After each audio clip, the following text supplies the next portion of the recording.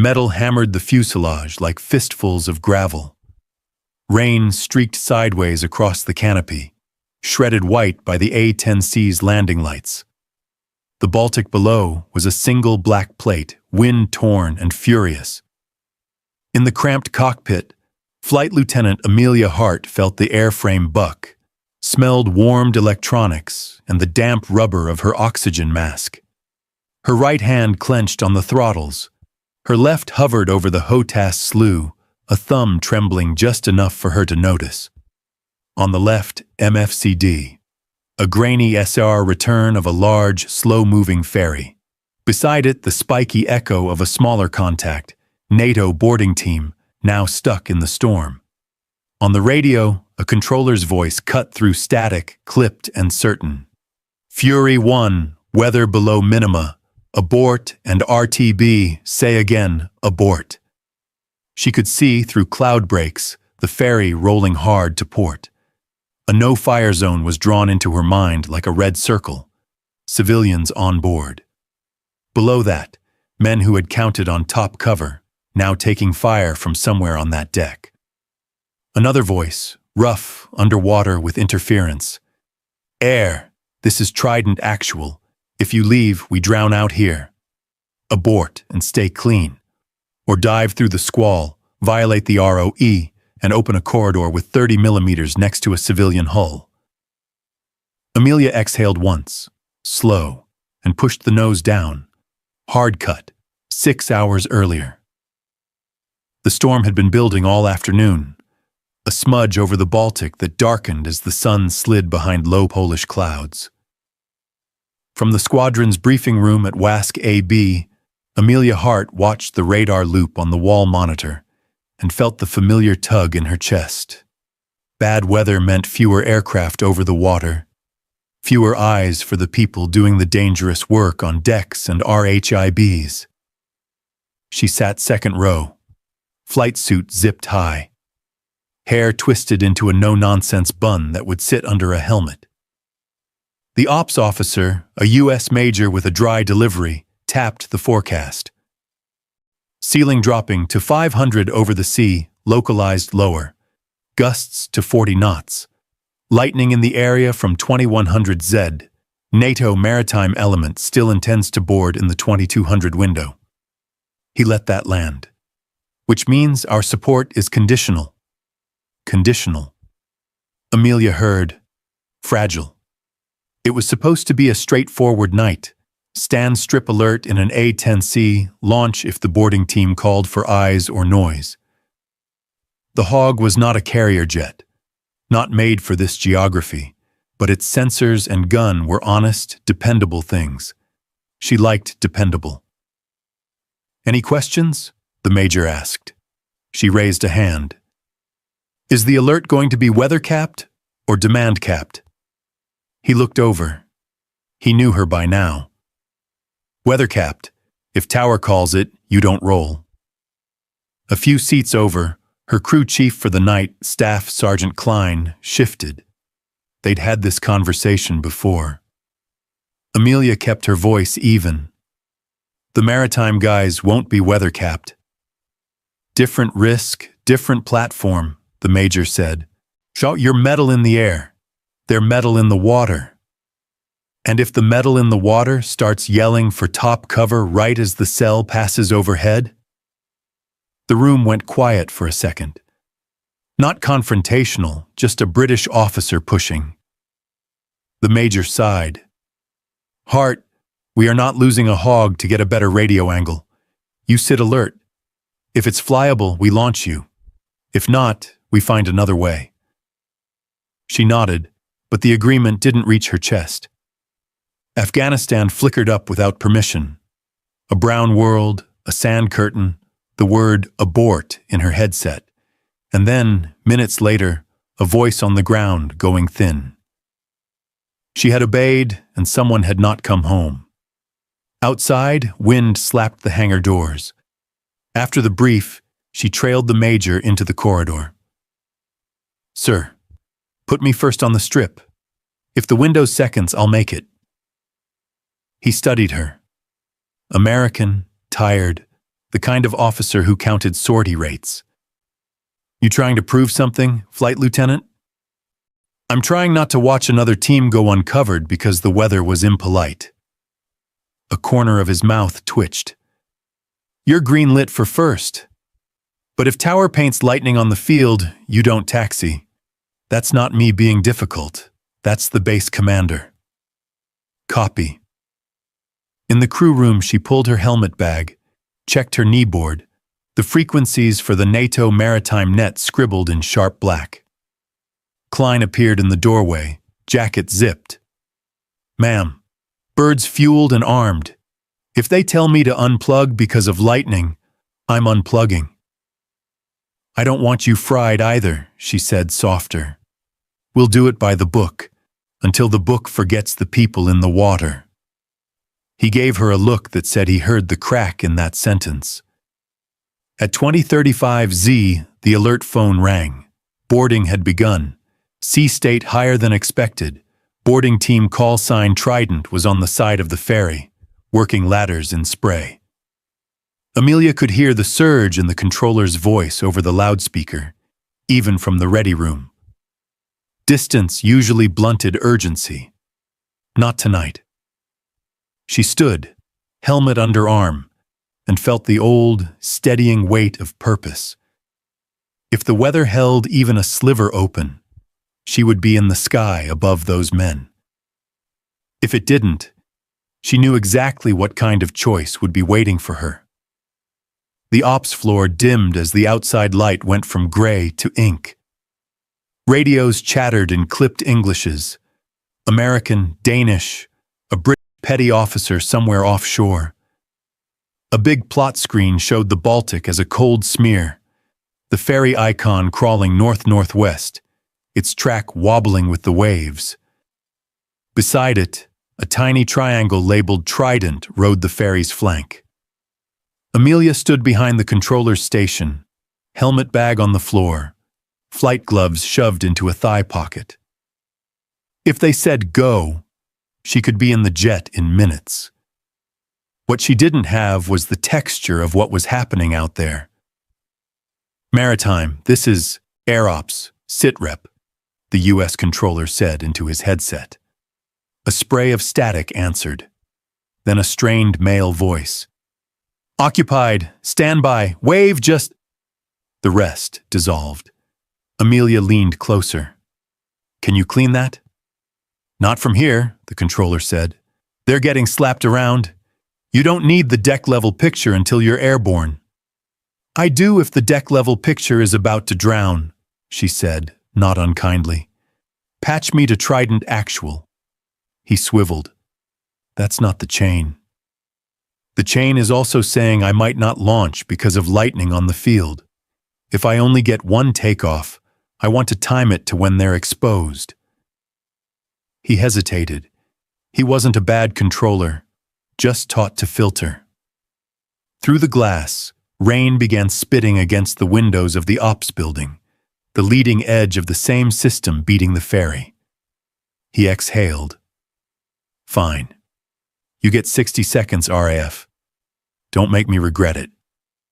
He flicked to another net, tapped in the encrypted maritime channel. Trident Actual, Air Ops Poland. Be advised RAF A-10 on strip alert requests short check. For a heartbeat, there was only sea wash and wind, loud, almost violent, even over the radio. Then, make it quick, Poland, we're on the ladder. The controller nodded at her. Amelia stepped closer, took the headset. Trident Actual. This is Fury 1, RAF A-10. I'll be your airborne cover if the field clears. I need to know if you anticipate hostile contact on deck or just weather. A different timbre this time. Lower, authoritative, breath coming like he was working. Reyes. Fury 1. We've got non-compliant security staff on board. Small arms not yet brandished. Biggest threat right now is the sea. This ferry is rolling harder than forecast. If we lose a man in the water, I need eyes now, not in 20. Amelia pictured it. Men in black kit on a wet Jacob's ladder, steel hull slamming up and down. Her jaw tightened. Copy. I'm pushing to launch as soon as tower clears. Weather here's ugly. Try harder, Reyes said, not as an insult, just as someone with a man halfway between water and deck. We're not the only ones on this boat. Civilians starting to panic. That was the other piece she'd wanted confirmed. Civilians on deck, moving. ROE would narrow to a pinhole once she was overhead. One mistake, and she could put holes in a ferry full of passengers. Understood, she said. If I get up, I can spot swimmers, mark shooters, but I will need PID to fire near that hull. Roger. We'll laze or mark if we can. A grunt, a muffled curse at someone on his side. Sea state is getting worse. We're committed. Committed. That word meant not turning back. The controller tapped his watch. Amelia handed the headset back. You happy? He asked. No, she said. But now I know why I need to be there. He pulled up the weather again. Lines of red and yellow building over the airfield. Tower's already talking about lightning hold. You may get stuck. Then they get stuck without overhead. She hated how flat it sounded, like a verdict. He looked at the maritime plot. The ferry's course line angled uncomfortably close to a faint dashed area. Territorial waters that would complicate everything. They'll clear the ship before it crosses, he said. More hope than certainty. The sea doesn't care about your dashed lines, Amelia murmured. Outside, a gust slapped the building hard enough to rattle the glass. The ops floor picked up energy, phones, weather feeds, a Danish liaison officer muttering about barometric pressure dropping too fast. The forecast on the wall auto-updated, numbers shifting down. Lower ceiling, stronger gusts. The controller swore under his breath. That's 10 knots worse than 30 minutes ago. So your window just shrank, Amelia said. So did yours. She grabbed her helmet bag. I'll be in the squadron room. If tower blinks green for even a minute, I want the call. He nodded, already talking to tower, already advocating. She walked out into the corridor with the sound of the Baltic still in her ears. Wind, metal, men trying not to fall, and knew the storm was moving faster than the rules written to deal with it. By the time Amelia reached the flight line, the rain had gone from scattered to determined. Sodium vapor lights turned the drops into slanting gold needles. Her A-10 squatted under the downpour, pylons full, canopy glistening, ground power cart huddled beside it like a loyal dog. Staff Sergeant Klein stood under a hooded jacket, headset on, arms folded in that way that said he'd already had a conversation he didn't like. He met her halfway. Ma'am, tower just put us on lightning within 5? How long? She asked. They didn't say temporary.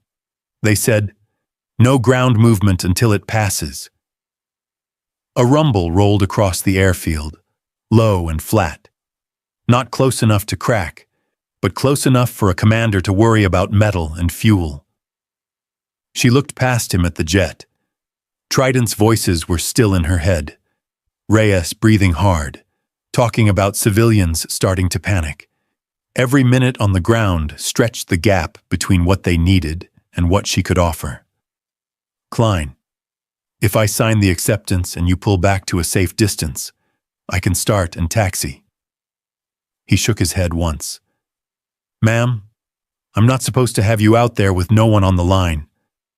I'm not supposed to leave those guys blind, she said. I can handle start myself. It's not you I'm worried about. It's lightning hitting the ramp while you've got a ladder and open bay. His mouth tightened. Ops said wait. She felt the familiar grind between regulation and reality. In Kandahar it had been dust. Here it was sky electricity. Different hazard, Same tyranny of weather. Her radio on her vest crackled. Fury 1, this is WASC ground. Lightning in the vicinity.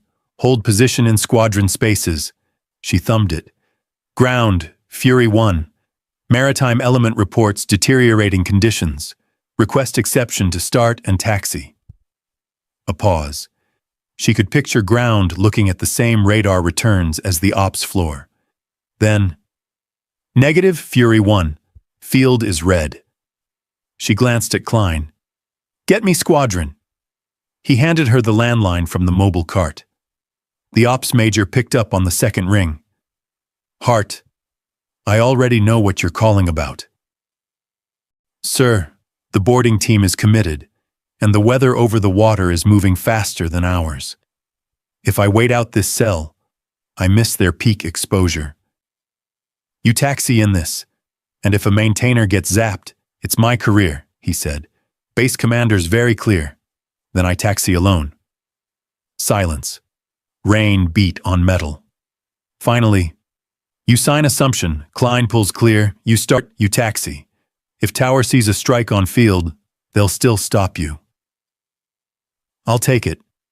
She hung up and took the clipboard Klein had already, grudgingly, pulled from the cart. The form was plastic-sleeved, water spotting it anyway. Assumption of risk during lightning operations. She scrawled Amelia E. Hart, Flot Lati RAF, the pen digging harder than needed. Klein exhaled. I hate this. I know. Get out of the blast radius. He jogged back, waving the other maintainers farther from the aircraft. The line looked suddenly empty.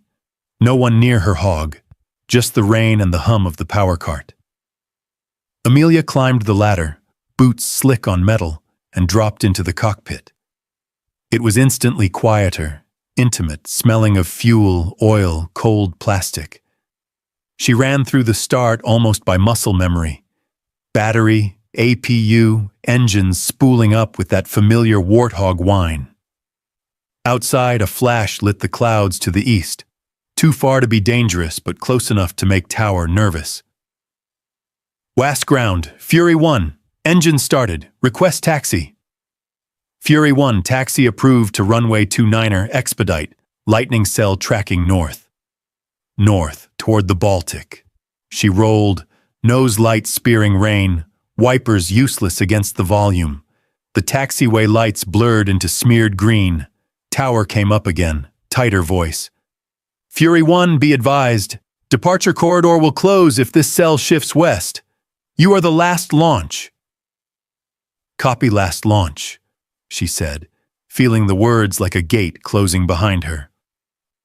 At the hold short, she ran final checks, wiped rain from her gloved hand on her thigh, and pushed the throttles forward on clearance. The A-10 surged, heavy but willing, water fanning from the wheels. She felt the jet gather itself, then lift free into the dark. She punched through the lowest layer and met not clean air, but a stacked wall of cloud. Thick, wet, turbulent. The hog shivered. Instruments steadied her when the outside world was just gray. High above, she could see on the radar display the uglier weather band smeared over the sea, denser than the forecast. If it was this bad here, it would be worse there. An abort call from airborne control was almost guaranteed. She leveled in the climb and set course toward the Baltic anyway. The Baltic hit her like another wall. Below, where there should have been a wash of coastal lights and the clean line of a merchant ship's wake, there was just dark, seething gray. Rain rattled against the canopy in pulses, louder when she crossed the heavier bands. The hog rode it well enough, but every bump reminded her the forecast had been optimistic. Fury 1, this is Viking Control. A male voice snapped into her headset, sharper than the base controllers. Airborne, task-saturated. Weather at objective is below published minima. Abort and RTB. Say again, abort and RTB. There it was, the sentence she'd been flying toward. She glanced at her left MFCD. The SAR map was struggling. The sea surface clutter bloomed, the target area a mottled mess. Somewhere under that smear was a ferry with a boarding team on its skin. Viking Fury 1, I copy weather below minima, she said, keeping her voice level. Request 5 mics on station for sensor reconnaissance, over.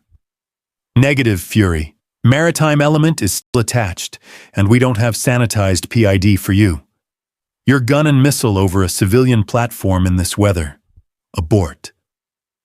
She could have said Wilco and turned. She could have let the jet carry her back to the safety of Polish airspace and an easy pattern. But Reyes's voice from earlier, try harder, sat like a stone in her throat. Viking, be advised. Ground element reported non-compliant security and sea state deterioration, she said. If they go in the water, they're invisible without my pod. I only need a gap. Silence. She imagined the controller conferring with whoever sat next to him. They were the people who carried the responsibility line on paper. She was the one listening to the storm through the airframe. Fury. The abort is logged. Viking came back. Slower now, like he heard what she wasn't saying. You continue. You're outside the card. Understood. She let that hang a half second. Request deviation left for weather and sensor sweep only. Another beat. Then grudgingly. You have 5. After that, fuel state and weather push you home. 5 minutes was a lifetime in a knife fight, and nothing in a storm. She eased the hog left, picked a lighter shade of gray ahead, and dropped a little to get under the worst of the chop. The altimeter ticked down. Rain became streaks instead of fists. For a heartbeat, the clouds tore. The ferry jumped into view, white and blue hull, deck lights swinging wildly as the ship rolled. Even from altitude, she could see movement on the windward side. Dark figures clinging to a ladder, one man half exposed as the vessel rose. Spray blew across the deck in sheets. Farther aft, a cluster of people, civilians, were bunched under a lifeboat housing, some in bright foul-weather jackets, some hatless, bewildered. And on the superstructure, port side, something she didn't like. 3 silhouettes, 2 still, 2 anchored, in the lee of a bulkhead. Security. One of them had the posture of someone cradling a weapon. Her pod finally bit, the image stabilizing enough to freeze on that corner of the ship. The picture was grainy, rain-streaked, but the shape was there. Not a man helping passengers. Viking Fury, I have eyes on target ferry, she said, already slewing to fix the coordinates. Multiple civilians visible, plus possible armed personnel on superstructure port. Trident element is exposed on the ladder. Sea state is ugly. Fury, roger your eyes. You are still aborting after 5, Viking reminded her, but the edge had weakened. He could see it now, too. She watched the ship roll hard to port. One of the boarding team almost lost purchase. Arms flailed, another man grabbed him, hauled him back. The ladder banged against the hull. If she wasn't here, no one in the air would understand how fast it was deteriorating. Fury, confirm you are not employing, Viking said quickly, maybe sensing her intent. Affirm, no employ, she said. Her thumb rested near the master arm anyway, muscle memory and intent at war. But you need to know, if those security elements start firing, Trident's got nowhere to go. There's no lee, no hard cover. Copy. A rustle on his side. Maritime is being advised. Rain closed in again. The gap swallowed. The ferry became a ghostly smear on her display. Her 5 minutes were burning down. She could turn now, keep her record clean, write in her logbook that she'd tried. Or she could hold to the edge of the allotted time, stretch it by seconds, Be right here when things went bad. She stayed in the soup, riding the turbulence, counting down in her head. 3 minutes. 2. Below, the storm and the fight waited. The Baltic opened for her like a bad-tempered curtain. One more hole in the cloud. One more glimpse of white hull and frantic movement.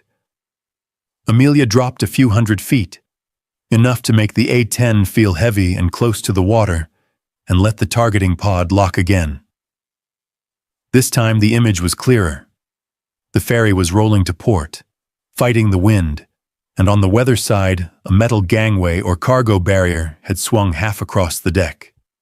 It was the kind of obstacle that, on a calm day, 2 men would shove aside. On a pitching civilian ship, with panicked passengers and hostile eyes, it became a trap. Trident was clinging to the ladder below that obstruction, trying to get around it to a safer patch of deck. If they couldn't, they'd stay exposed on the hull, wet and slow. Above them, those 3 security figures were still there, huddled in the lee. She saw a flash. Could have been light on metal. Could have been a weapon coming out. Viking control came back, businesslike.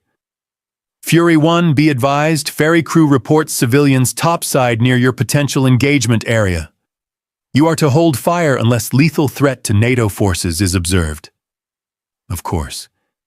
She was looking at the problem everyone in a warm, dry operations center saw. Civilians and friendlies interleaved. On paper, the answer was simple. Don't shoot. On the deck, it was uglier. Viking Fury, I can solve their mobility without hitting personnel, she said, already working the attack in her head. Oblique strafe off hull, aim point forward of the gangway. I'll keep rounds outside superstructure. Fury, that's a civilian vessel. Copy. It's also about to be a coffin if they can't get inside. Silence.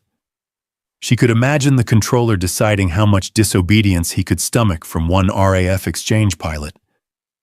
Below, the ladder team bucked with the ship. One operator swung an arm out, pointing, maybe at the barrier, maybe at the security men. The spray was hammering them. She saw, with a clarity that made her throat tighten, how little time they had to keep muscles working in that cold. Fury, this is Trident Actual. Reyes's voice cut through, broken but distinct. We are pinned by an obstruction. I need that thing gone or we stay on the skin. We got civvies moving but not in that lane. Can you take it? That was the authorization she needed. Not legally, the ROE still said be perfect or don't shoot. But morally, tactically. A man on the hull in the storm had just said, do it. Trident Fury, I can take it with an offset strafe. You stay down. She clicked master arm on. The switch felt louder than the storm. She set up the run fast, no fancy pattern. Weather was too bad for that. She offset right of the ferry, nose pointed slightly across its bow so that the GAU-8's line of fire would rake parallel to the hull, not straight in. The idea was to walk rounds across empty air and let the spray and impact blow the barrier inward or off its catch. It was A-10 improvisation, something the aircraft's raw, brutal gun made possible. Wind hit the hog broadside. She corrected with rudder, jaw clenched. Ferry, Fury, firing pass, starboard to port. Keep your people low. I say again, keep your people low. No answer. Maybe language, maybe chaos below. She trusted Reyes would shout. The ferry grew in the windscreen, deck lights smeared by rain. The gangway flashed on her HUD as a boxed point. Amelia steadied. Let the pipper drift to where air became deck edge. She squeezed. The GAU-8's signature growl filled the cockpit, a deep mechanical ripping that she felt through the seat. Outside, a stitched line of 30mm slammed not into people but into the air and metal just off the deck, sparks and spray leaping like someone had punched the sea. The rounds chewed at the obstructions mounting. On her pod feed, the barrier jerked, swung, then wrenched aside, clattering against a rail.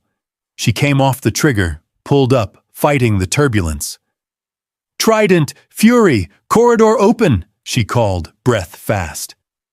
For a second, just a second, she heard honest relief in Reyes's reply. "Beautiful work, Fury! Moving now, moving!" His transmission broke under wind and shouting, but she saw it on the pod. Dark figures spilling off the ladder into the cleaner lane of deck, sprinting hunched toward the ferry's sheltered area. One of them slipped, another hauled him up. Civilians flinched but stayed clear. Someone down there had heard her or heard Reyes. Then Viking was back, sharper. "Fury 1, confirm you fired." "Affirm," she said. No point lying, the gun footage would show everything. "Obstruction only. No personnel targeted." "Copy," he said, and she heard the exercise in control. "Be advised, that will be reviewed." "Understood," Amelia said, eyes still on the pod. "Recommend Trident expedite. Security elements are still present." She'd bought them maybe 30, 40 seconds of advantage. Enough for men on wet steel. Not enough to make her action look clean in a debrief. She circled in the storm, rain drumming, while below the team she'd come for finally had space to move. The debrief room always smelled faintly of coffee and dry marker, but tonight there was rain in it too. Tracked in on boots, beading on jackets. Amelia sat at the end of the table, flight suit still zipped, hair damp from the sprint across the apron. Her helmet bag lay at her feet like a dog waiting for orders. On the wall, a large monitor froze on the last frame of her gun camera. Gray Baltic, starboard side of a rolling ferry, sparks kicking up where 30mm had chewed metal. Whoever had paused it had chosen the most incriminating angle. The ops major stood beside the screen, arms folded. Next to him was a civilian-suited, legal intel liaison, Polish-born, NATO-badged, sharp eyes. A couple of pilots leaned in the back, pretending to be casual but clearly curious. And at the far end, Lieutenant CMDR Dante Reyes, still in damp shipboard gear, looked out of place on dry land. "Okay," the major said, clicking a remote. "Flight Lieutenant Hart, walk us through from the 2105 abort." She straightened. Third-person hindsight would have been easier, but this was first-person, real time. At 2105 Zeta, Viking Control issued formal abort due to below-minima conditions over the objective. I acknowledged. I requested 5 minutes to conduct sensor reconnaissance on the boarding site, because maritime comms indicated deteriorating sea state and exposed personnel. The legal liaison lifted a pen.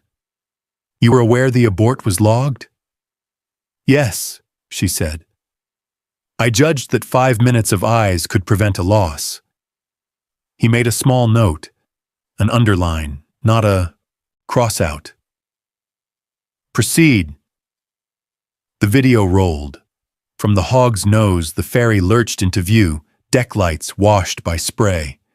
The angle showed clearly what she'd seen. NATO operators on the ladder, a metal obstruction partly across their exit point, civilians clustered forward. It looked worse on screen than in the cockpit, maybe because no one in the room was wet and cold. At 2108 Zed, I gained visual on the obstruction preventing Trident from moving to sheltered areas, she said. At 2109 Zed, Trident actual transmitted, they were pinned and requested assistance. I employed a controlled offset strafe to remove the obstruction without targeting personnel.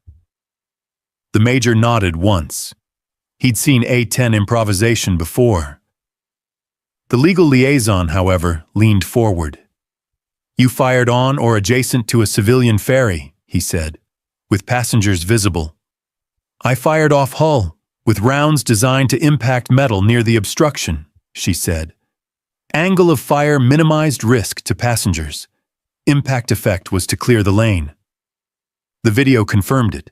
The rounds walked across air and metal, not into people. Sparks, spray, metal wrenching aside. Then, a beat later, trident flooding through. Reyes spoke up, voice rough from salt air. Without that, we'd have stayed on the skin. We had civilians starting to move in panic. It would have gotten messy. The liaison looked at him, then back to her. Trident Actual is of course grateful. NATO lawyers and Baltic states may be less so. Amelia met his eyes. NATO lawyers weren't on the ladder. That earned the smallest exhale from Reyes, almost a laugh. The ops major, though, shot her a look. Keep it professional. The liaison clicked to the log. At 21:05Z, you were told to RTB. At 21:10Z, you fired. That is a 5-minute gap with a recorded abort. Did you consider climbing out and letting the maritime element solve the obstruction aboard? Yes. And? And I assessed they didn't have time, she said. Sea state, exposed personnel, armed security in position. If I'd left, I'd be sitting here explaining why they lost a man in the water. He let that hang, then gestured to the monitor. We will need the full gun camera file, not just this segment. Already pulled, the OPS major said. Pilot submitted full capture. The liaison's brows lifted slightly at Amelia. Most pilots trim to the employment window. I won't, she said. You need to see the conditions before and after to understand the decision. You also need to see the armed security on the pod just prior. That wasn't the safe career answer.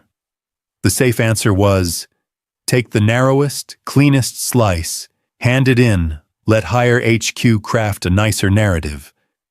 But if someone, weeks from now in Brussels or London, asked whether she'd fired frivolously on a civilian ferry, she wanted the storm, the rolling ladder, the hostiles, all of it on record. The ops major rubbed his temple. Hart, this will kick it to NATO review. I know, sir. Reyes shifted forward. Then they'll hear from me too, he said. We called for it. She didn't cowboy it on her own. The liaison considered that, then nodded once, businesslike. I will note ground element requested and pilot executed in support. It does not erase the weather abort, but it contextualizes. There it was. Contextualizes. A word that meant she was still on the hook, but maybe not alone. As the room emptied, pilots with side glances, the liaison packing his folder. The ops major stayed behind. He looked at the frozen frame of sparks over Baltic steel. You know this is going to get political, he said quietly. Yes, Amelia said. You also know you could have cut the feed shorter. Yes, he sighed. All right, we'll fight it up the chain. She nodded, suddenly tired. On the screen, the metal she'd shot apart still glowed in the night. Proof and accusation at once. The base had settled into its night rhythm. Generators humming, distant rotors from somebody else's mission, rain ticking against the windows instead of pounding. Amelia had finally peeled out of her flight suit top and sat in a gray t-shirt at the small desk in her billeting room, filling out the first wave paperwork. Always paperwork. Time on station, ordnance expended, deviations from tasking. The word deviation looked larger than everything else. She was halfway through describing the obstruction, metal gangway, chosh cargo barrier, port side partially deployed, when someone knocked, 2 short raps on the door. She checked the wall clock. Just past 2300 Z, ops wouldn't knock. They'd call. She opened. Reyes filled the frame, shoulders bulked by a borrowed base jacket, hair still damp and salt scruffed from the Baltic. Up close, he looked more tired than on the radio. Lines at the eyes, the kind people got from squinting into rain and spray. He held a folded folder in one hand. "Flight Lieutenant," he said. "Lieutenant CMDR." She stepped aside. "Come in before you drip in the hallway." He did, glancing around with a maritime operator's automatic sweep, bed, desk, window, exits, then relaxed. "Didn't think I'd be visiting an A-10 pilot in Poland tonight," he said. "Didn't think I'd be shooting next to a ferry," she said. "We both had an interesting shift." That got the ghost of a smile. He laid the folder on her desk. "That's the maritime AAR draft. We hammered it out with your ops major. I wanted you to see how I phrased it." She sat, pulled it toward her. The language was tight, operator clean. "Air support, A-10C, call sign Fury 1, arrived on station during deteriorating WX, executed offset gun employment to remove deck obstruction at boarding team request, enabling maneuver to shelter deck area. Employment was assessed as controlled and in support of preservation of civilian life." She read it twice. "You made sure it said at boarding team request," she said. "Because it was," Reyes said, leaning on the back of the spare chair. "I asked you to. I am not letting them pretend you freelanced that." She met his eyes. "They could still argue I should have turned on the abort." "They could," he agreed. "But they don't get to tell the story like you were bored and went guns on a cruise ship." His tone was calm, but there was a current underneath, protective of the people who'd been in the weather. She recognized it. It was the same current that had made her dive. "You know this could put you back in a room with lawyers," she said. "Some of them will want to know why you asked for gun employment near civilians." "Then I'll tell them," he said, simple as a door closing. "Because I had guys on a ladder in a Baltic storm and a metal trap in front of them.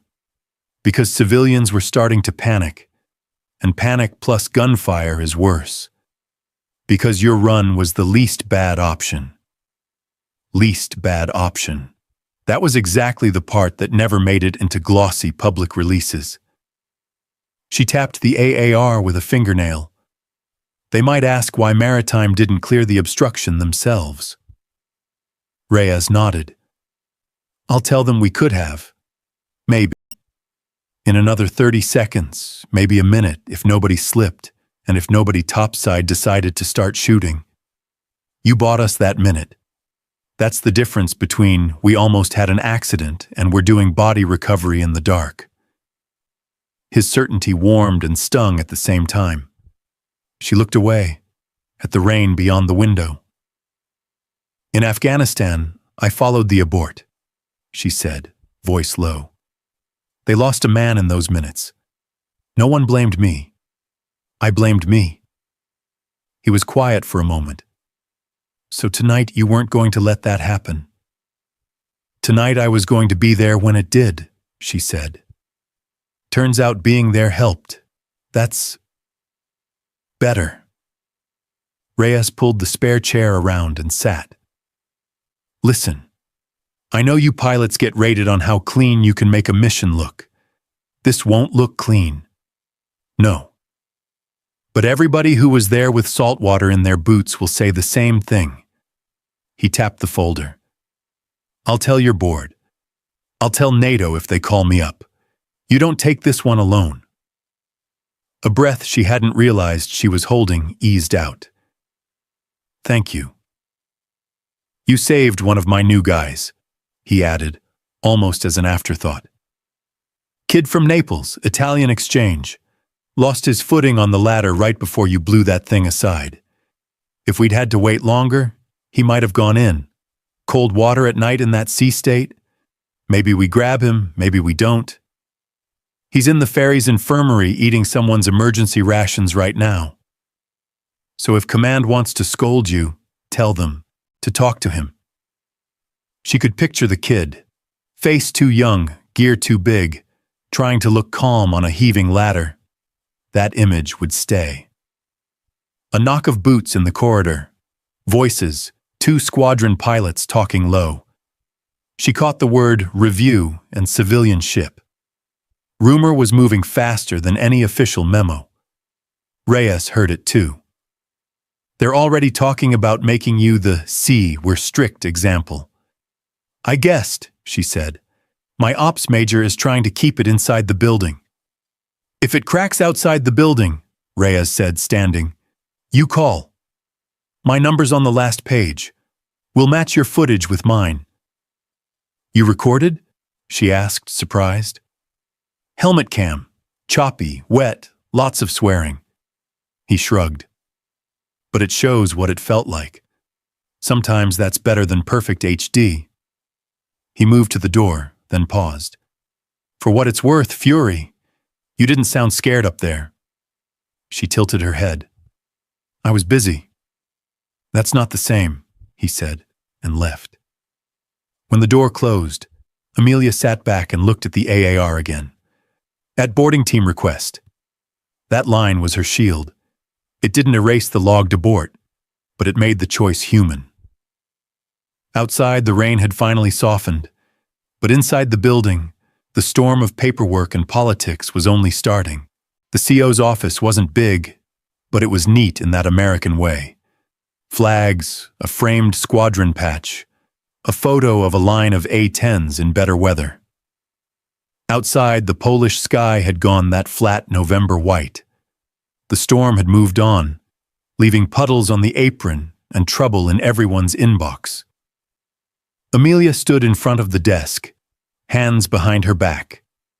She was in a clean flight suit now, hair in regulation bun, face neutral. On the desk was a folder with her name on it, and beside it a printed email with several lines of bolded text.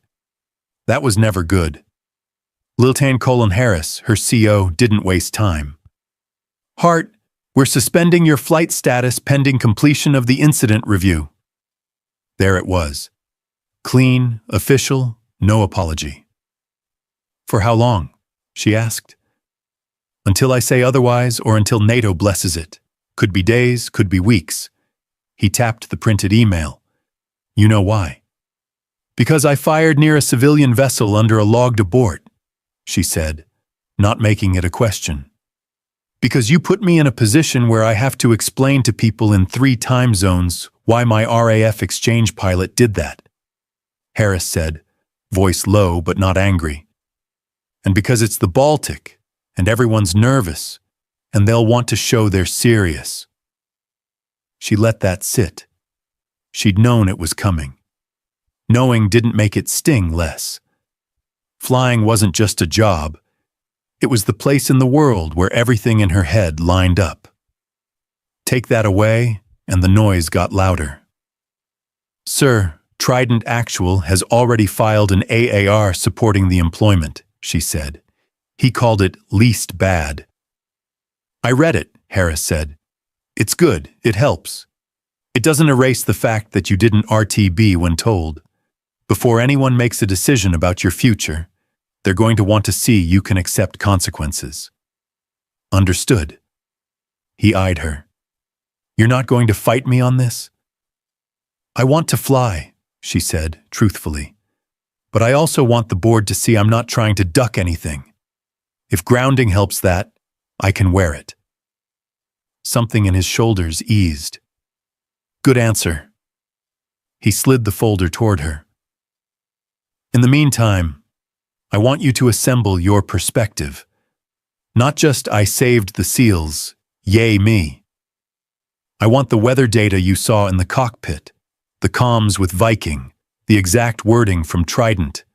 If Hire asks for a classified annex, and it looks like they will, I want it ready.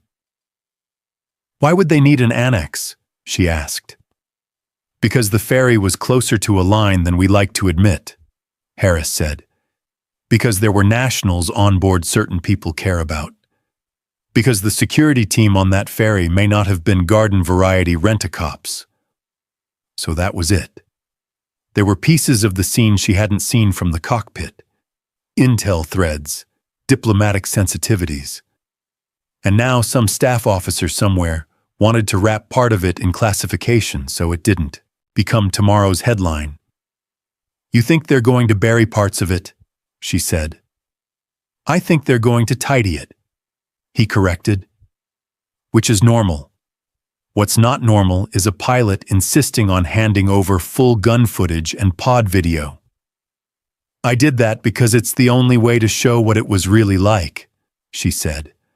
"Storm, ladder, civilians, hostiles. If they only see a still frame of my rounds hitting a ferry, I'm finished." "And I respect that," Harris said. "But it also draws attention. So for now, you're out of the cockpit. You can help Intel and Ops build the package. You can review your tapes. You can drink our coffee. But you don't fly." The last sentence landed heavier than the rest. "What about currencies?" she asked, thinking ahead. "IFR, NVG. We'll requal you if this goes your way," he said. "You have a strong record.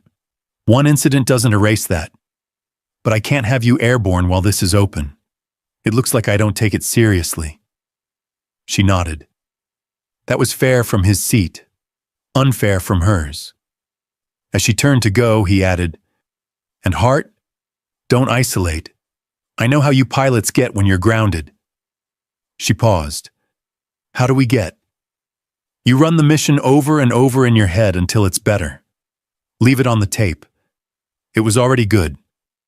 Outside the office, the squadron hallway was warm, humming with the usual day-after energy.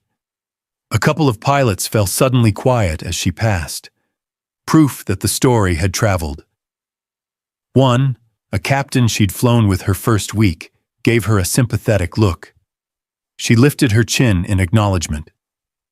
Back in the intel room, a young sergeant was pulling down feeds from the maritime zone. "Ma'am, we just got a tasker from Hire. They want a full-motion video annex to the incident." "Hire who?" Amelia asked. "Looks like NATO J something. Routing through the U.S. desk." So yes, someone wanted to tidy. "Okay," she said. "We'll build it. Make sure Trident's request is audio in." "Yes, ma'am." As she sat to help, a hollowness opened under her sternum. She'd flown a storm run, saved a team, and now she was grounded, compiling evidence so people far away could decide if she was reckless. But in that hollow, there was also a line of steel. If they were going to tell her story, they would tell the whole thing. They moved her from the cockpit to a windowless intel room, and that was insult enough. The room hummed with processors and smelled faintly of warm plastic. On a wide monitor, her sortie replayed in square, dispassionate clarity. Cockpit view, pod view, audio time-coded down the side. Every quiver in her voice, every gust rattle in the canopy, preserved. A U.S. Air Force captain from the wing staff, name tag Levitt, hair too neat to have been on a flight line lately, stood beside the monitor with a notepad. He had the careful way of speaking, of someone who knew his words could be forwarded. "So," Levitt said, watching her gun run play again, "this is impressive flying in bad conditions." "Thank you," Amelia said. "And also, busy." He gestured loosely to the screen. "Lot of civilians visible, hull markings. Weather worse than the forecast we sent you, all of which will need to be explained." "That's why I submitted the full thing," she said. "Context." "Right." He cleared his throat. "Hire is asking whether we can provide a focused clip for initial circulation. Just the portion where the obstruction is removed." She looked at him. "So not the part where Trident calls for help. Not the armed security. Not the sea state." "We'd keep the audio of the request," he said quickly. "Probably. We just don't need to show how close you were to the vessel hull." "That's the whole point," she said, sharper than intended. "That's what makes it clear I wasn't gratuitous. I was precise next to civilians. Sure, he said, patient. But the more you show the civilians, the more you make certain partners nervous, and the more this becomes a multi-desk issue. If we box it to the employment moment, we keep it in a narrower lane. Narrower lane. Tidier story. Amelia folded her arms. Sir, with respect, if you cut it that way, it looks like I fired out of nowhere on a ferry. You're removing the problem I solved. Levitt tapped his notepad. I get where you're coming from. I do. But there are diplomatic optics here. A Baltic-flagged civilian ship under NATO air fire, even controlled fire, won't land well in some capitals. It won't land well anywhere if people think I hid what I actually saw, she said. When this is reviewed 3 levels up, I want whoever watches it to see what I saw. Bad sea, exposed team, civilians not in my lane, hostiles ready to act. He hesitated, then tried another angle. Look, Flight Lieutenant, I know you're close to this. You were there. It's emotional. But part of our job is to present things in a way that protects the mission. She felt the word stick. Emotional. It was the sort of word that got attached to female officers who didn't nod fast enough. This isn't about emotion, she said, voice cooled. This is about evidence integrity. If there's an inquiry 6 months from now because some passenger swears NATO strafed their ship, the best defense I have is this full video. If we've cut it, we can't uncut it. Levitt shifted, caught between her logic and whatever guidance he'd been handed. We'd keep the raw somewhere. Somewhere, she repeated. And if somewhere becomes misplaced? He didn't answer. Instead, he said, Command will ask again. I need to tell them something. Tell them the pilot insists on full context submission, she said. Tell them Trident Actual backs it. His AAR uses the phrase, enabled maneuver. That phrase makes sense with the full picture. As if summoned, Reyes's AAR sat open on the adjacent laptop. Levitt flicked to it, skimmed, then sighed. He really did use that phrase. Because it's what happened. He studied her for a moment. You know this makes it harder for us. It makes it harder to spin, she corrected. It makes it easier to tell the truth. He closed his notepad. Okay. I'll tell them you want full context. I can't promise they won't kick it higher. They can kick it to the moon, she said. It'll still show what it shows. When he left, she stayed, watching the footage one more time. The pod view showed the ladder, the spray, the jolt of the obstruction coming free. Her own voice came through the headset. Trident, Fury, corridor open. There was relief in it, and focus, and none of the tremor Levitt had implied. Outside the intel room, she heard 2 staffers talking in low, bureaucratic tones. Pilot submitted everything. Well, that's very RAF of her. Yeah, but it's emotional. We can't always. She stared at the closed door until their voices faded. If they wanted to call it emotional, fine. She would call it bearing witness. And somewhere up the chain, that witness would force someone to watch the storm the way she'd had to. Sudden, violent, impossible to ignore. The case would get bigger now, political instead of merely procedural. But at least it would get bigger for the right reasons. By morning, the Baltic had gone from a storm problem to a story problem. They pulled Amelia into the ops conference room again, but this time the screen didn't show her gun camera.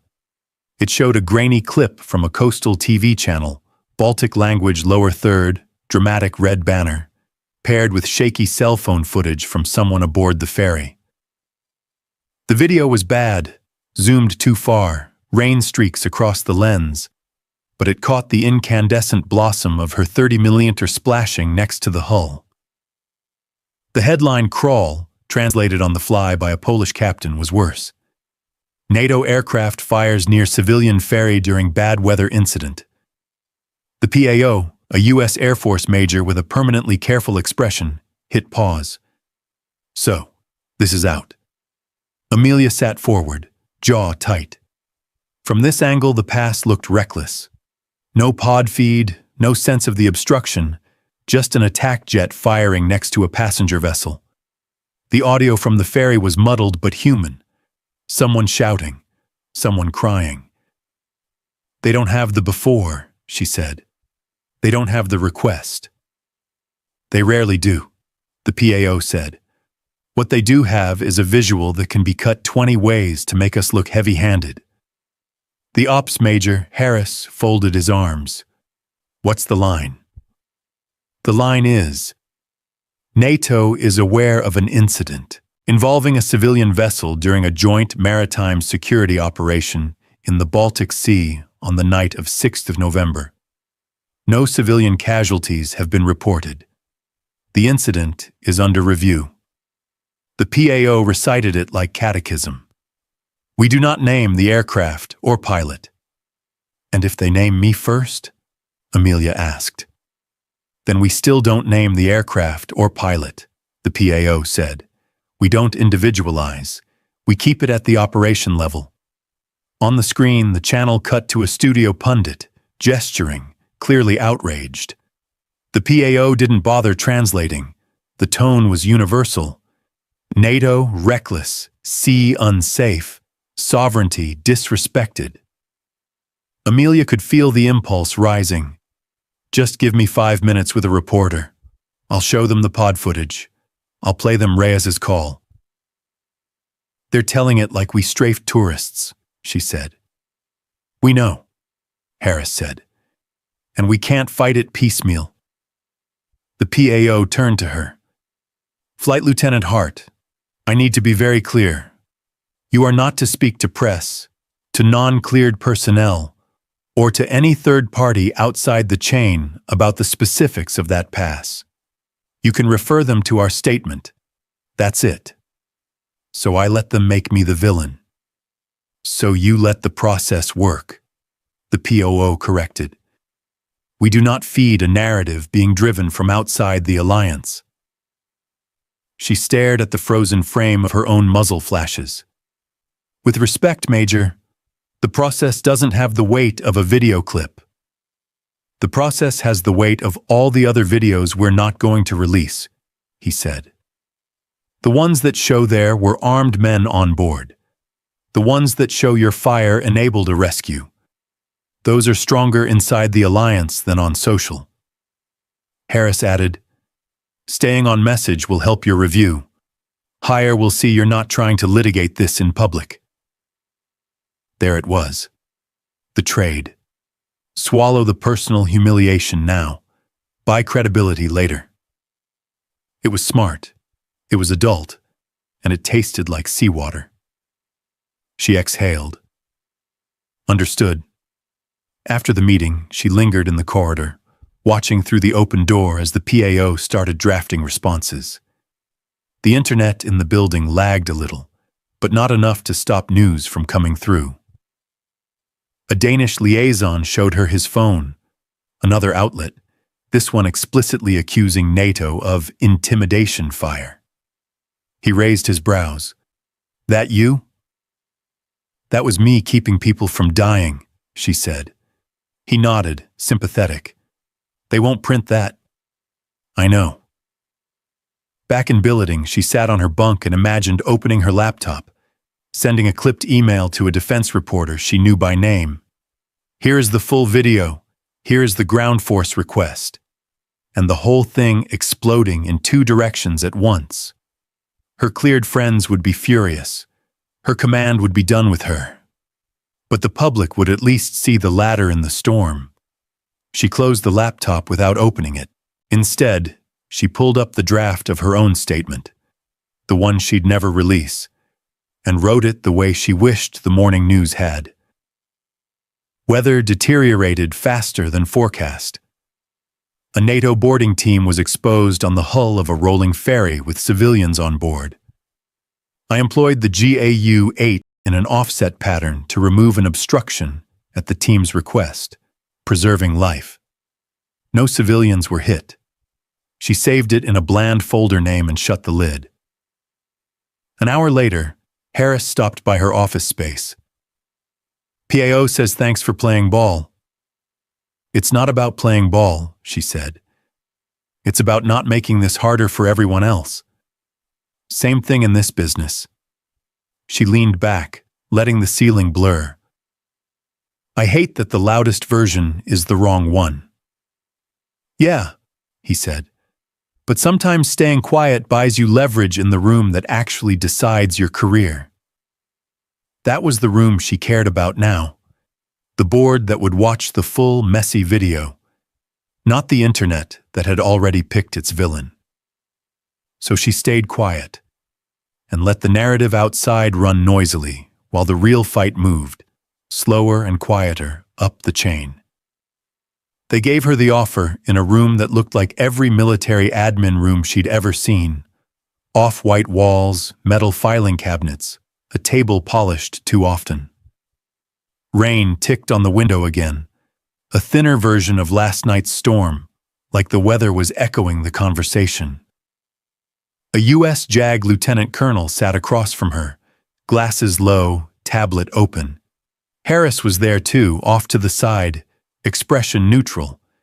This was his squadron, but this part wasn't his show.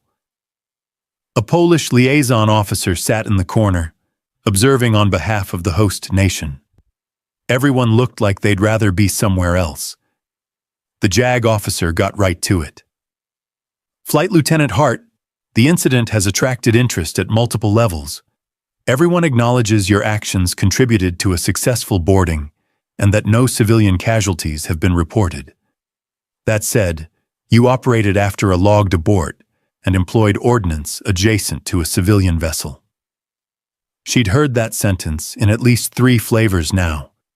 It never got softer. "We have the AAR from Trident Actual noting his request for your assistance," the JAG went on. "And we have your full video, which is helpful. To keep this at the lowest level, we are prepared to recommend non-judicial administrative action, written reprimand, notation of deviation, possible temporary flight status removal." "And in exchange?" she asked. "In exchange," he said, folding his hands. "You acknowledged that you, personally, exercised poor tactical judgment in employing near a civilian vessel, regardless of the ground request." There it was. The price. Make it her misjudgment, not the system's slow weather update, not the messy reality of men on ladders in a storm, paper over the parts that didn't fit in a press release. "If I sign that," Amelia said slowly, "does the record show the ground force request?" "In the annex, yes," he said, "but the primary memo would emphasize pilot responsibility."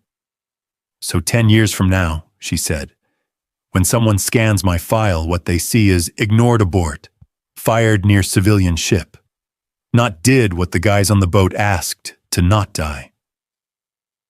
The JAG gave a professional half shrug. "Personnel files aren't written for emotion." She almost laughed. "We keep saying this isn't about emotion. It was about men halfway between water and ship." Harris cleared his throat.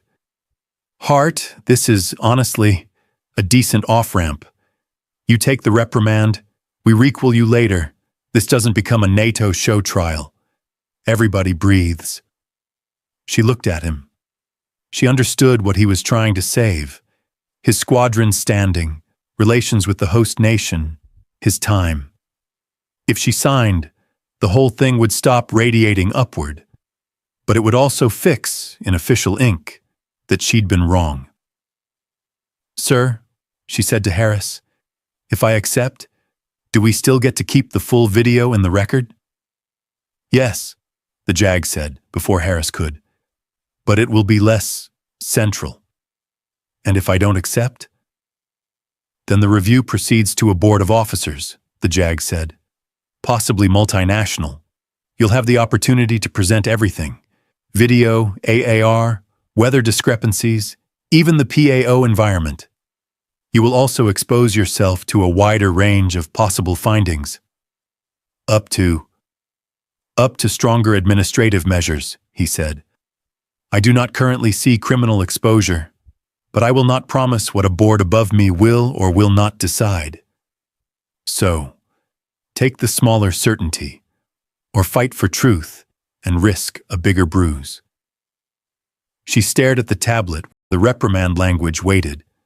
Polite, sterile, its verbs bloodless. What happens to Trident's request in your lower-level version? She asked. It stays in supporting documents, he said. But the headline remains, Pilot employed under abort. She saw Afghanistan again. No one blamed her, but a man died. If she accepted this, the next pilot who heard a team in a storm might remember heart got burned for helping and choose the safe RTB instead. Her choice would echo the wrong way. She looked up. No. The JAG blinked. No? I won't sign something that says I acted with poor tactical judgment, she said, each word chosen. I acted with rapid tactical judgment in extremis, at ground force request, with civilians present, and I mitigated. That's the truth. If you want it in front of a board, put it in front of a board. Harris closed his eyes briefly, then opened them. Not angry, resigned, a little impressed. You're making this harder. I'm making it accurate, she said. If they want to punish accurate, I can live with that. The Polish officer in the corner, who'd been quiet, spoke up in accented English. It will also show you did not try to hide, he said. That matters. The JAG typed something on his tablet. Very well. We will proceed to the next level. You will be notified of date and composition. In the meantime, you remain grounded. When she stepped out into the corridor, Reyes was leaning against the wall, hands in pockets, like he'd known exactly when this would end. He straightened. Well? They offered me a slap on the wrist if I agreed I was wrong, she said. I said I wasn't wrong. A slow grin. Good. It might get ugly, she warned. It was already ugly, he said. Now it'll just be honest. For the first time since the storm, she felt the shape of the fight ahead and didn't flinch. If they were going to judge her, they would have to watch the storm, hear his call, see the ladder. And she could live with that. The boardroom was brighter than she'd expected. Fluorescents hummed over a long table where 4 officers sat. National flags on their shoulders, US, UK, Polish, and a quiet Norwegian commander who looked like he'd spent time on the same waters she'd flown over. At the end of the table was a small monitor, paused on her gun camera frame. Again, always that frame. Amelia sat in the single chair facing them, boots flat, hands on her knees. Harris was behind her, not at the table, observer only. Reyes sat beside him in borrowed blues, posture alert, like he was still on deck. The presiding officer, an American colonel with gray at his temples, opened a folder. Flight Lieutenant Amelia Hart, this board has reviewed the initial packets concerning the 6 November Baltic maritime incident. We are here to determine whether your actions, specifically remaining on station after a logged abort and employing the GAU-8 near a civilian vessel, were justified by tactical necessity.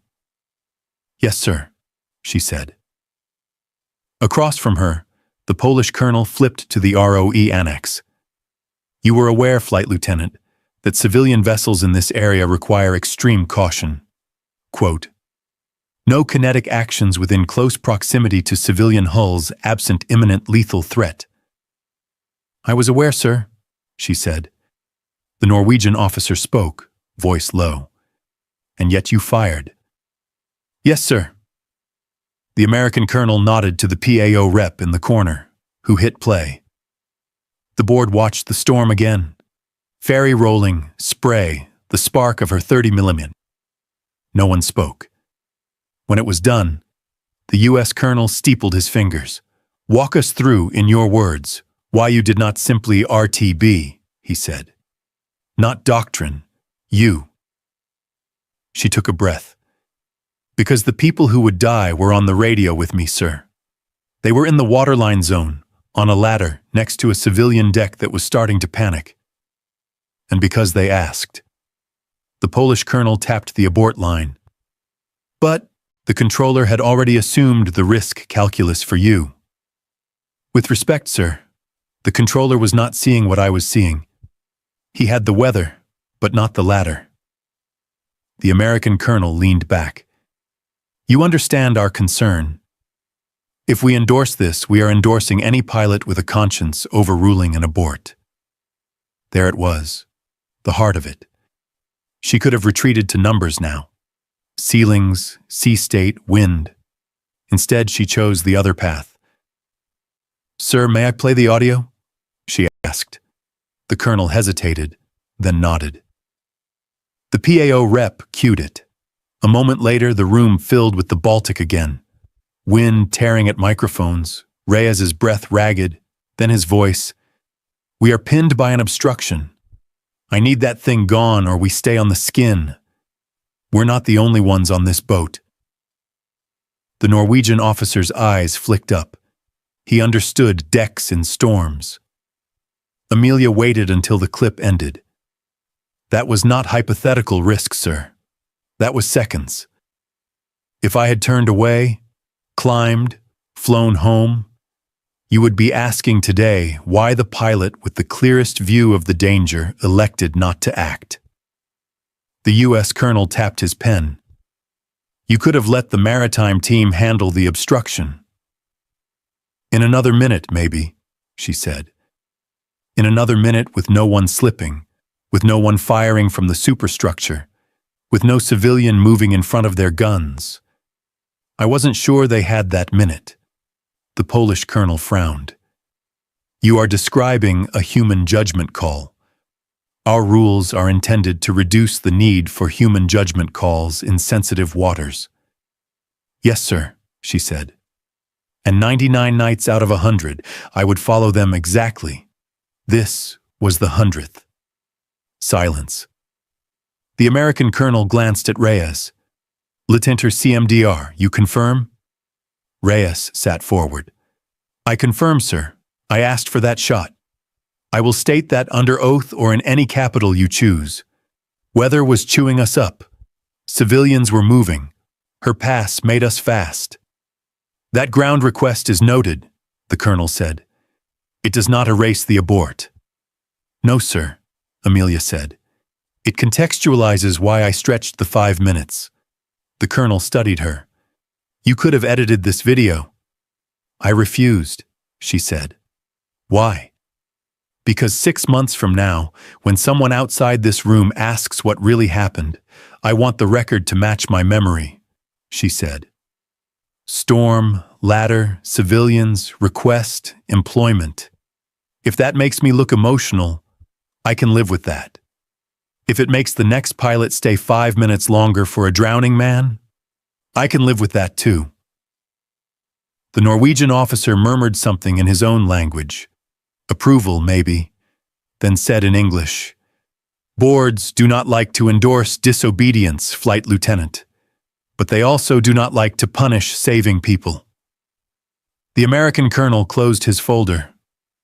"We will deliberate," which was the board way of saying, "We heard you, and now we will weigh doctrine versus the sound of a man about to fall off a ship." She stood, saluted, and stepped out into the corridor with Reyes. His mouth quirked. "You went with the drowning voice angle." "They needed to hear it," she said. He nodded. "They did."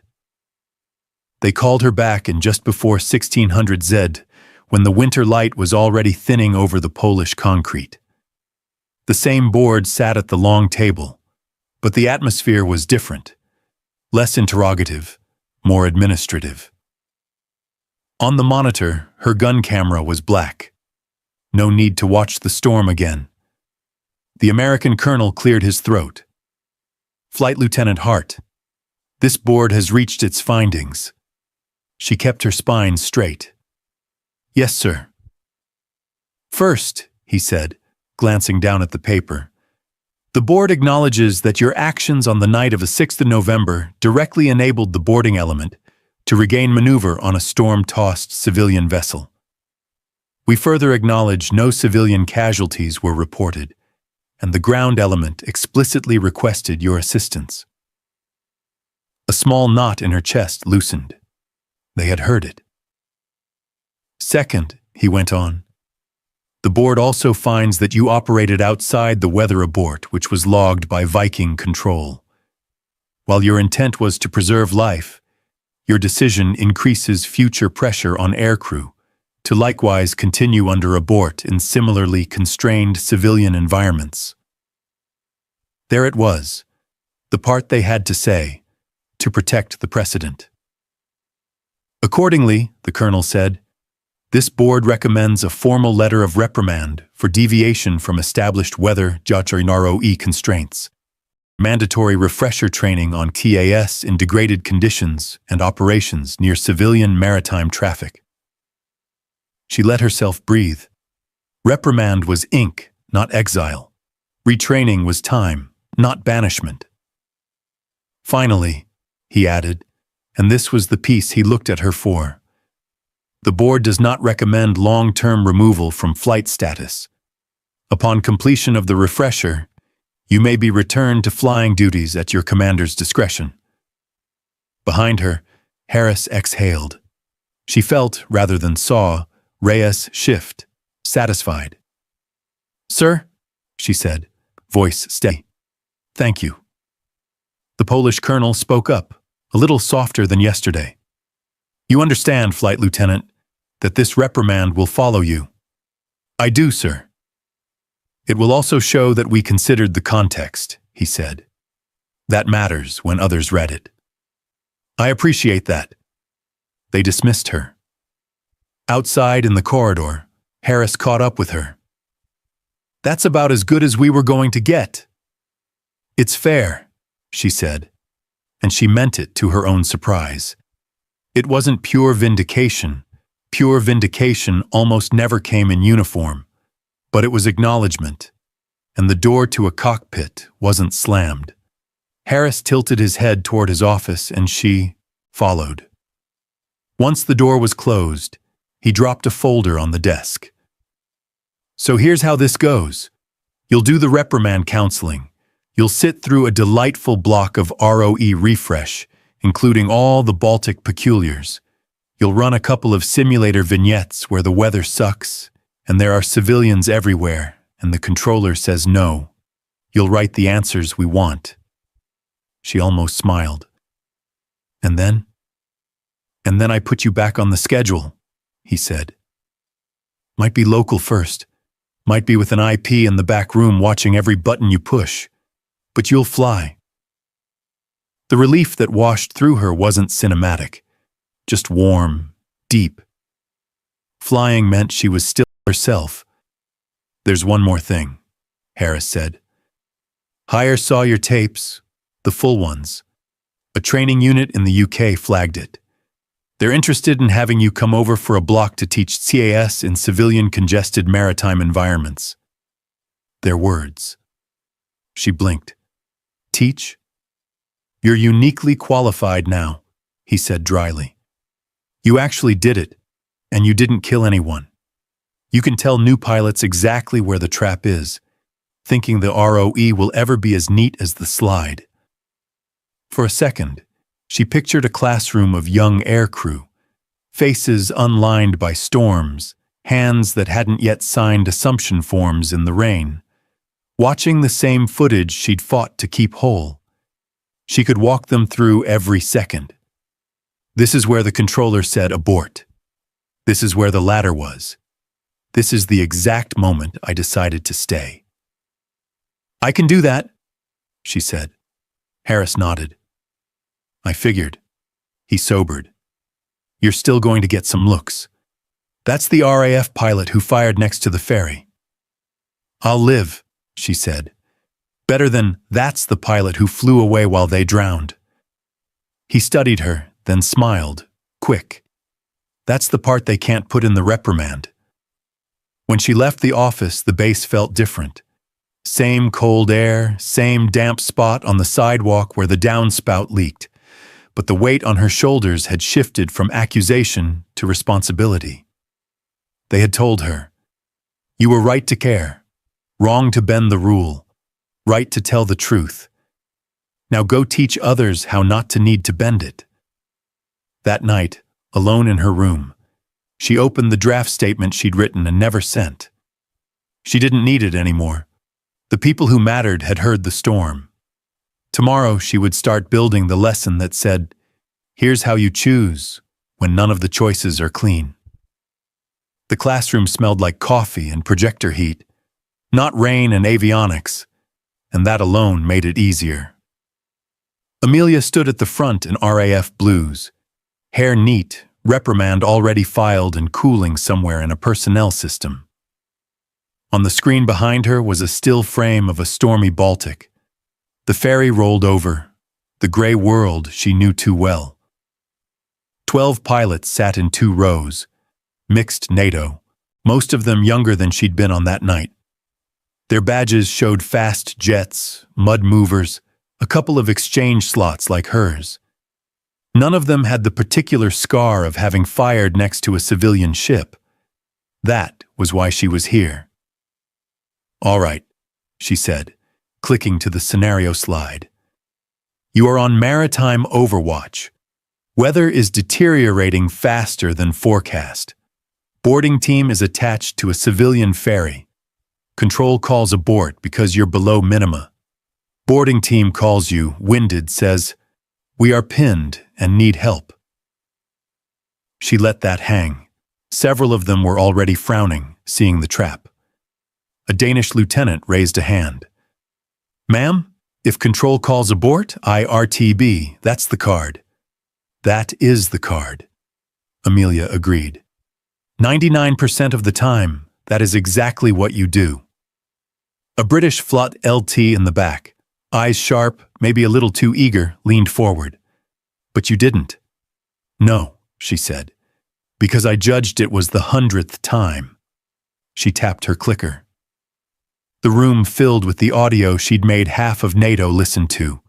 Reyes in the storm saying, "We are pinned. We're not the only ones on this boat." The wind howled through the speakers. Shoulders in the room tightened. Even in a warm classroom, the urgency leaked through. "This," Amelia said quietly, "is what checklists don't capture. You will get nights where you have 2 right answers. Obey the abort and keep everyone on paper safe, or stay 5 minutes and keep people you can hear alive. The trick is not rules or no rules. The trick is, have I truly exhausted what I can do inside the rules first?" A U.S. captain scribbled something. "How do we know it's not just ego, wanting to be the hero?" "You ask yourself," she said, "if you'd make the same call with no one watching, and if it will look the same on the tape. If the answer is yes, it's probably not ego." Another hand. "Ma'am, did you know in the cockpit that you'd get a reprimand?" "I strongly suspected," she said, and a ripple of laughter went through the room. "I also suspected I wouldn't sleep if I flew away. One of those mattered more in the moment." She stepped to the next slide. It showed her attack geometry. Offset, parallel to hull, rounds impacting off the ship. This is how you make a bad option less bad. You do not take the cowboy shot. You do not wing it. You use every tool, the pod, the angle, the comms, to make it survivable for civilians. That's the difference between she was reckless and she took a risk we can explain. The eager British pilot raised a hand again. "So bottom line, ma'am, Are you telling us we can disobey if it sounds bad enough? There it was, clean and dangerous. I'm telling you, Amelia said, that rules are written for the average knight. They are there to stop you from killing people you shouldn't. You follow them, always, until something makes them inadequate. And that something had better be very obvious, like men about to be washed off a ladder, or a ground force telling you explicitly, we need that shot or we lose people. She let her gaze sweep the room. You do not bend rules because you're bored. You do not bend them because you want a good story. You bend them because the human cost of not bending is right in your ear. The Danish lieutenant nodded slowly. And then you accept the reprimand. And then you accept the reprimand, she confirmed. Flying is not just stick and throttle. It's signing your name under things you did because they were right and messy. She paused the projector, and for the last few minutes, told them the part no one had made her write in any report. In Afghanistan, she said, I obeyed an abort in a dust storm. The team lost a man minutes later. Everyone told me I did the right thing. I did not feel like I did the right thing. That stayed. So when I heard Reyes in the Baltic, I knew what not being there felt like. That informed my choice. The room was quiet. The scenario had stopped being academic. You'll all get some version of that moment, she said. Might be weather, might be ROE, might be a no-fire zone. You will hear someone who needs you. When that happens, do everything the book allows first. If the book runs out and the person hasn't, then you decide, eyes open, and you live with it. The training lead poked his head in the door. How we doing? Finishing up, Amelia said. She clicked to the final slide, just a still of the A-10's cockpit at night. Rain streaking. Last thing, she said. If you stay, if you press, be ready to show everything. Don't trim your footage to make yourself look pretty. The messy bits are what prove it was necessary. She picked up the remote. Her hand was steady. She noticed it, the way she had in the cockpit before the dive. Only this time the steadiness wasn't defiance, it was peace. Class dismissed, she said. As they filed out, the eager British pilot lingered. Ma'am? Yes? Thanks for not leaving them, he said, like it mattered to him even though he hadn't been there. She smiled, small. That's the whole point. When the room was empty, she let the projector go dark. Outside, through the window, thin English rain traced down the glass. Gentle, nothing like the Baltic. She watched it a moment, remembering the black plate of sea, the ferry rolling, Reyes's voice. Then she turned off the lights and left, satisfied that the next time the storm and the rulebook collided, someone in that room would remember what it sounded like to choose.